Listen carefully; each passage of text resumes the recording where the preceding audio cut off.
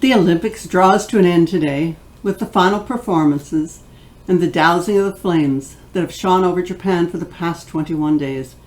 And then we will begin to dream of the Olympic circles flying over Beijing next year and on to Paris in 2024. Do you remember when Canada hosted the Summer Olympics in 1976? Or were you even born then? Or the 1988 Winter Olympics in Calgary and again in Vancouver in 2010? The television and newspapers were filled day after day with coverage of the torch crossing the country from one coast to another. From one hand to another it passed, from the known to the unknown, to the famous stars of sports and screen. All the colors, religions, languages, heritages, and talents of the land reflected in the many runners. Through the hands of children, the elderly, and everyone in between, the torch passed. They trotted and they walked, they ran and they raced, and the torch blazed as it passed. I recall each time wishing I had known how one could join in their trek. Even carrying that flame a few steps added to the dreams and aspirations it represented. The Olympic torch and the flame it bears speaks to the desire to have our world unified in achievable goals and dreams. Something sports sometimes manages, as do music and art at times, but little else seems to work. To set aside differences and harsh words and battles for however short a period and be united in cheering and celebrating great achievements is a wondrous objective. Embracing the training and sacrifices made by men and women to showcase their talents on the international scene is truly a worthy cause. And although we do cheer loudest when the contestant wears a red maple leaf, we also grow hoarse from supporting a great performance and grand teams from wherever they may originate. And the media may go scrounging for the tiffs and the controversies. 160,000 condoms for the athletes that they expect to stay 6 feet apart and chaste. The withdrawals, the forbidden tours taken, or a claim for refugee status. But most of us are there for the athletes and their hoped-for triumphs, and to sympathize in their defeats and sorrows. And that is our role, not the endless hours of hard work, of self-discipline and torturous practicing and training and the pulled muscles and the aching bones and the sleepless nights. Ours is merely to applaud their efforts and appreciate the years of discipline it took to get to walk onto the field behind one's country's flag. And so we cheer them all along the way. And each of us has the potential to be our own little Olympian, helping to celebrate harmony and peace, to bring the light of the torch to dark corners.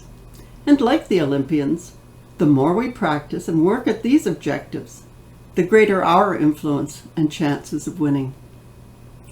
Flames inspire, and they affect us.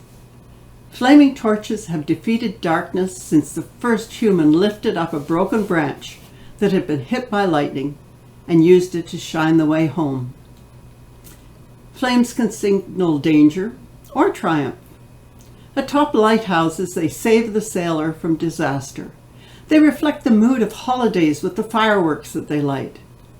Like so much else in life, flames can be seen as good, providing light and protection and warning, or as bad, an incendiary set to burn and destroy in a giant mushroom. Just as one experiences the good or bad in people, the reality is that most things and people are a combination of both. It's how one uses what one has and is that determines the value. If we see the potential for good power and abundance in the light, we value it and seek to harvest it. On the other hand, if we go looking for the danger and the harm that the flame can represent, we will reflect that also. It's in learning how to see the good and harness the bad that we triumph in the use of the many blessings this world has on offer. We so take light for granted. It's there at the flick of a switch, or the match to the candle, or the flashlight on your telephone. Always available. And yet there's a project that the Anglican Church supports to provide solar light to midwives in conflict zones where there is no access to electricity. For us, it's hard to imagine having to deliver a child in the dark, But just for a moment, think about it. Imagine doing without a light and how happy you would be to see a torch arrive. Light scares away the boogeyman for children. When they are afraid of the dark or the monster under their bed or hiding in their closet, we turn on the lights. We take out our flashlight and explore the basement or the attic or crawl with it under the bed to prove that there's nothing there to fear. And it works. Of course, it may take a while to get them to go to sleep without the light being left on, but that's why they make night lights. And then we teach our children to sing, "Of this little light of mine, I'm gonna let it shine, and I won't let Satan blow it out. I'm gonna let it shine, let it shine, let it shine, let it shine." There's safety and comfort in light. Personally, whenever I hear Jesus referred to as the light of the world, I envisage him with a torch in hand to fulfill that role, a light to follow, defeating darkness and showing the way, bringing people together in peaceful ways. And that is what the Olympic Games attempt to do. For 3 weeks, the Olympic flame has burnt atop the cauldron, inviting us and welcoming us to the Games, and it's shone for all the world to see. Today that ends. The flame that has burned so brightly over the athletes in Tokyo is extinguished. But that's not the end, it's just the intermission. Next year and again in 2024, we will return to Olympia in Greece, and the 11 Vestal Virgins will celebrate the sacred fire kindled by the light of the sun, reflected on a parabolic mirror, and another Games will be launched, and the flame and the olive branch will travel once again to bring light and hope and peace, and the dove will soar from the ancient temple in the triumphant realization of a dream. Then the flaming torch will once again make its way about another nation. It will travel on planes and boats, bikes and afoot as it creates a path of hope, the continuum to the future. The torch and its flame are designed to represent the best of intentions and the unifying power of nations joining together to compete and celebrate the unifying power of athletics.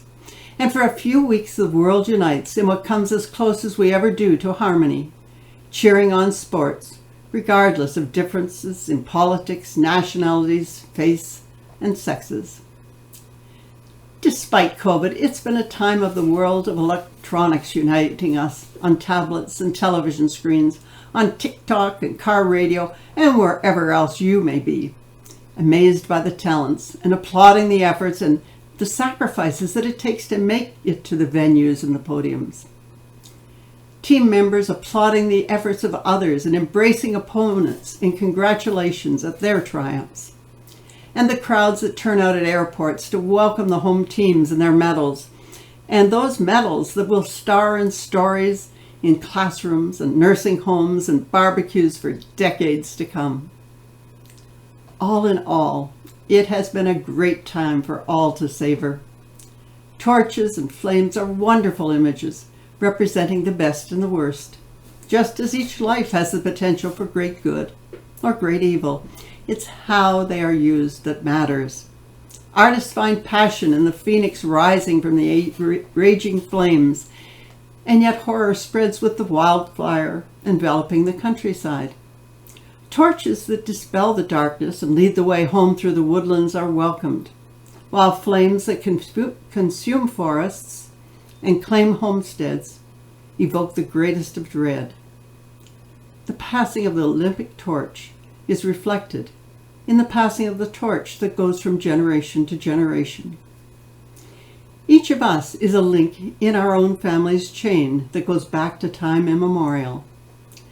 And the time comes when that link's strength, abilities, and initiative begin to fade, and another generation steps forward to accept the torch and the roles and responsibilities that come with it, whether in the workplace, the playing field, or at the dinner table.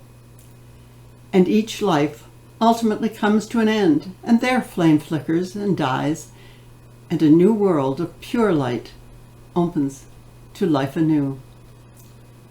Cherish your flame and the light and the life that you have. You have it to offer to this world. May it blaze brightly for all to see. So may it be. Amen.